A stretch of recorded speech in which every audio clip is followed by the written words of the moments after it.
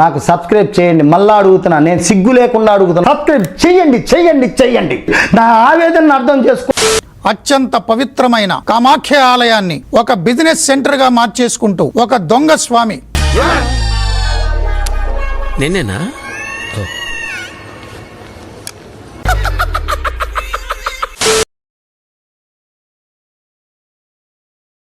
వేణుస్వామిగా ఆడో పెద్ద బోగ్గాడు సార్. పేరు తనకి తాను స్వామి అని తగిలించుకున్న వేణు పరాంకుశం పెద్ద జఫాగాడు, రోజుకో దాంతో తిరుగుతాడు. ఒక దొంగ స్వామి బురిడి స్వామి సూపర్ రా బాబు, ఇలా తయారు వచ్చే 2 తెలుగు రాష్ట్రాల్లో అమాయక భక్తుల్ని బురిడి కొట్టించాడు. తెలిసిపోయిందా? మీ అందరికీ తెలిసిపోయిందా? సరే వదిలేయండి. కామాఖ్య ఆలయం తన వల్లే ప్రసిద్ధి చెందిందని కూడా అనేక ఇంటర్వ్యూల్లో చెప్పుకొచ్చాడు. నీచులు ఎప్పుడు నీచంగానే మాట్లాడతారు రావు గారు, మీకు తెలియదే ఉంది. మీరు కానీ నగ్న పూజలు చేయాలని, అంటే పిల్లలు లేని దంపతులు ఆలయం ఎదురుగుండా తాను అరేంజ్ చేసిన రూమ్స్లో శృంగారం చేసుకోవాలని, కలవాలని. ఏమిటండి మీరు మాట్లాడేది? ఎవరికైతే సంతానం ఉండదో వాళ్ళు కామాఖ్య దేవాలయానికి వెళ్ళి కొండ మీద రూమ్ తీసుకొని ఉండి అక్కడ ఫిజికల్ గా కలిసి భార్యాభర్తలు దేవాలయానికి వెళ్ళండి. ఏం చదవటం సార్? చెప్పు తీసుకొట్టండి సార్. బుద్ధుందా నీకు? ఏంటమ్మా వాడేది?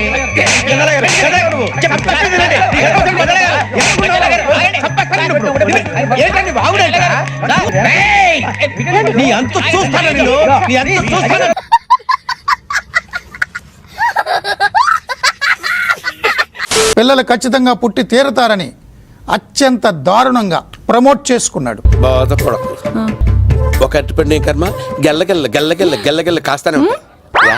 సూపర్.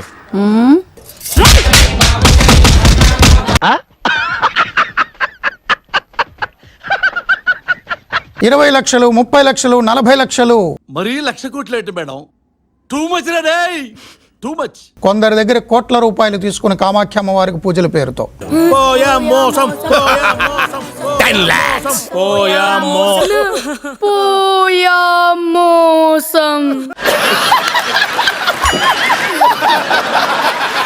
నగ్న పూజలు కూడా చేసి అనేక సార్లు అడ్డంగా దొరికిపోయాడు. చేయి నమ్మ బతుకు బురదలో పంది బతుకుతుంది, నువ్వు బతుకుతున్నావు ఎందుకురా ఎదవన్నారు ఎదవ. కానీ ఈ రోజు అడ్డంగా దొరికిపోయాడు. ఎక్కడ? కామాఖ్య ఆలయ గుమ్మంలో. ఆడికి అలాగే అవ్వలేరా? కామాఖ్య ఆలయ ప్రధాన అర్చకులు ఉజ్జల్ శర్మ దీక్షిత్ అతన్ని నిలదీశారు.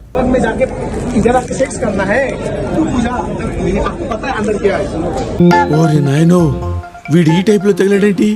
ఏదో ఒకటి చేసి పంపించకపోతే తర్వాత అడుక్కు తినాలి.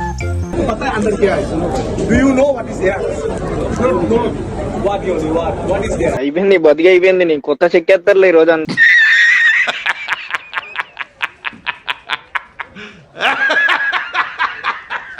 తన భక్తులతో పాటు బృందంగాయలో వేణుస్వామిని పట్టుకొని నిలదీసి, ఇక్కడ సెక్స్ చేస్తారా? ఏం మాట్లాడుతున్నావు నువ్వు తెలుగు రాష్ట్రాల్లో? నేను ఇలా బుక్ అయిపోతాను కల్లో కూడా ఆడుకోలేదు. ఊరుకోవాలడు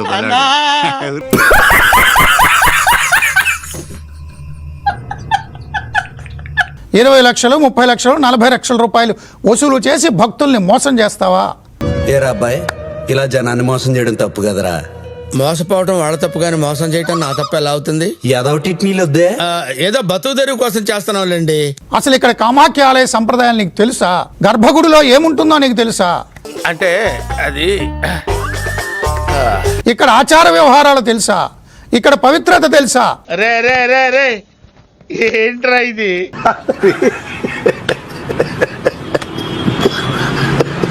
నగ్న పూజల స్వామి నగ్న స్వరూపం బయటపడింది. నగ్న పూజల స్వామి నగ్న స్వరూపం బయటపడింది. గాలికి పోయే కప్ప గుట్టకి తగిలించుకోవడం ఇదే. కామాఖ్య అమ్మవారి పేరు చెప్పి ప్రజల్ని మోసం చేస్తున్న వేణుస్వామికి ఆలయంలో అడుగుపెట్టే అర్హత లేదని నిలదీశారు. ఇక్కడ ఉన్న మొహం పగిలిపోద్ది, దెంగ ఇక్కడ నుంచి.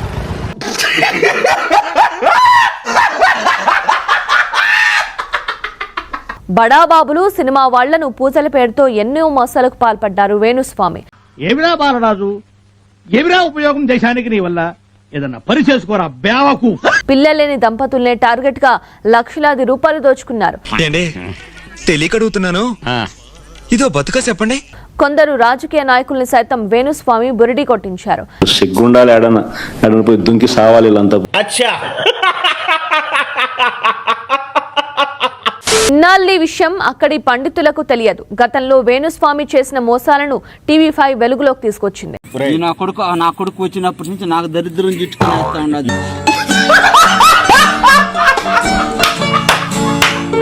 ఇన్నాళ్ళు ఇలాంటి వారితో కలిసి పూజలు నిర్వహించామా అని పండితులు సైతం వేదన పడ్డారు. ఎదవ బావాడు చెప్తే వించావుడు రాసి పెట్టింది అట్లా మనం ఏం చేస్తాం. తీసుకువెళ్లిన భక్తుల ముందు పరువు పోయిందని వేణుస్వామి కాళ్లా వెళ్లా పడ్డారు. అందరి ముందు పరుగు పోయిందిగా, ఇంకెలా తలెత్తుకుంటాం. అయినా అక్కడి అర్చక బృందం మాత్రం మాట వినలేదు. ఇలా ఇరుక్కుపోయానంటారా దేవుడా? అమ్మవారి పేరు చెప్పి మోసాలకు పాల్పడితే సహించేది లేదని స్ట్రాంగ్ వార్నింగ్ ఇచ్చారు. ఇదేంట్రా బాబు ఇలా అయిపోయింది నా జీవితం, అయ్యో.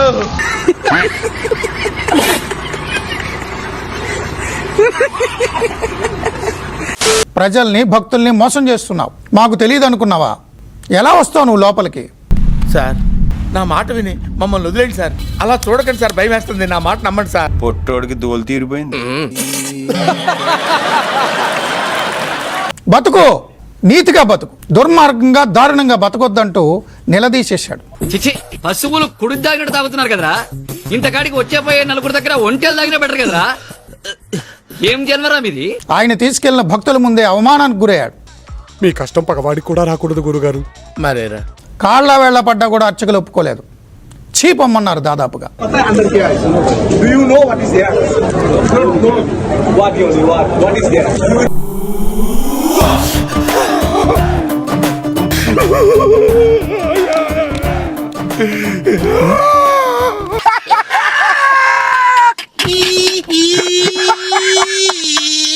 అయితే తరువాయి భాగం చూడండి స్వామి. అంటే రెండో పార్ట్ కూడా ఉందా? కథలో అది ట్విస్ట్ స్వామి. తెలుగు రాష్ట్రాల్లో ఒక సంచలనం సృష్టించినటువంటి లేడీ అఘోరి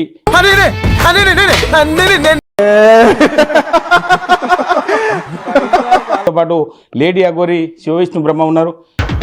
మిమ్మల్ని ఎక్కడో చూసినట్టుందండి. పూచకోత కోస్తా నా కొడకల్లారా. 1 minute.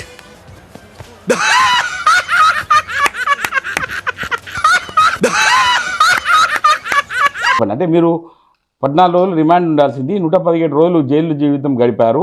ఏం చెప్తారు? అనుభూతి ఎట్లా ఉంది? జైలు అనేది శ్రీకృష్ణుడి ప్లేస్ కాబట్టి నేను అలాగే భావించాను. అగరబత్తి కాదు, జైలు అనేది శ్రీకృష్ణుడి ప్లేస్ కాబట్టి నేను అలాగే భావించాను. అరే, ఈ కృష్ణుడి గెటప్ లో నేను ఎలా ఉన్నాను? నీ కృష్ణుడిలా ఉన్నా అందులో అయితే నేనైతే హ్యాపీగా ఉన్నాను. నేను ఆ ధ్యానంలో లీలమై ఉన్నాను కాబట్టి అంత ఫరక్ అనిపించలే. ఎందుకంటే ఎందుకు మేము ఎక్కడున్నా ఒకటేలాగా భావిస్తాం. ఎవరికి చెప్తావయ్యా నీ సొల్లు కబుర్లు? నేనైతే ప్రజెంట్ అయితే కాశీ వెళ్తున్నాను. ఎందుకు అడుగు తింటానికా? నేను ఉన్నంత వరకు అయితే ఆధ్యాత్మిక బాటలనే ఉంటాను. ఎప్పుడు నిత్యం ధ్యానాలు, పూజలు, గుళ్ళు దర్శనాలు చేసుకోవడం తప్ప వేరే దాని గురించి ఆలోచించను. గుడి దగ్గర చెవులో పువ్వులు పెట్టుకుని చాలా మంది ఉంటారు, వాళ్ళకి చెప్పుగా.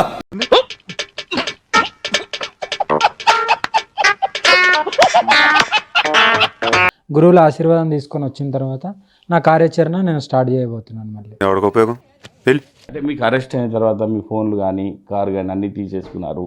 ఇప్పుడు ఒంటరిగా కాలినడకన వెళ్ళే పరిస్థితి ఉంటుంది కాబట్టి మొత్తం లాగేశారు కదా, ఏమీ లేదు అక్కడ. నేను ఉన్నంత వరకు అయితే ఆధ్యాత్మిక బాటలనే ఉంటాను. ఎప్పుడు నిత్యం ధ్యానాలు, పూజలు, గుళ్ళు దర్శనాలు చేసుకోవడం తప్ప వేరే దాని గురించి ఆలోచించను. చూడు, మాకు చిన్న చిన్న హ్యాపీనెస్ ఉంటాయి కదా, మూవీస్ కి వెళ్ళడం, షాపింగ్ వెళ్ళడం, అవి ఎప్పుడు జరుగుతూనే ఉంటాయి. నేను ఉన్నంత వరకు అయితే ఆధ్యాత్మిక బాటలనే ఉంటాను. ఎప్పుడు నిత్యం ధ్యానాలు, పూజలు. నువ్వు వేసే యాశాలకి చేసే పళ్ళకైనా సంబంధం ఉందేంట్రా? అసలే సార్, మా అమ్మ కూడా ఇదే అంటది. ఒక ఆడపిల్ల నన్ను నమ్మొచ్చింది, బట్ లైఫ్ లాంగ్ ఉంటానందుకు నేను అలా చేయడం జరిగింది. చాలా గొప్ప పని చేశావు. మధ్యలో ఏమైందో తెలియదు. నేను ఇప్పుడు వదిలేసిన. ఏమైందిరా? దాని గురించి అవసరం లేదనుకున్న వాళ్ళ గురించి నేను ఎందుకు మాట్లాడాను? చాలా సెకలు అన్నారా నీళ్ళు. ఏదో ఇంటర్నేషనల్ గా ఆమె దగ్గరికి వెళ్ళి ఏదో ఆశించి లేకుంటే ఇంకో రకంగా అలా నాకు ఏం అవసరం లేదు. సరే తరలే, ఎన్నెన్నో అనుకుంటాం, అన్ని జరుగుతాయి ఏమిటి?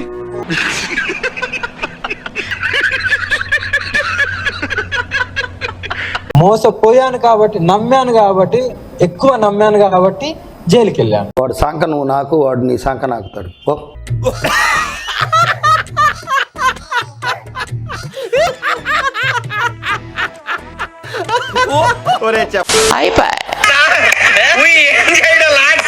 ఈ కార్యక్రమం ఇంతటితో సమాప్తం. రేపు ఇదే అలవాసులపై మళ్ళీ కలుసుకుందాం. అంతవరకు సెలవు. మరి ఇలాంటి ఇంట్రెస్టింగ్ అప్డేట్స్ కోసం షేర్ చేయండి, లైక్ చేయండి, సబ్స్క్రైబ్ చేసుకోండి. ఫైనల్ గా గంట కొట్టడం మాత్రం మర్చిపోగా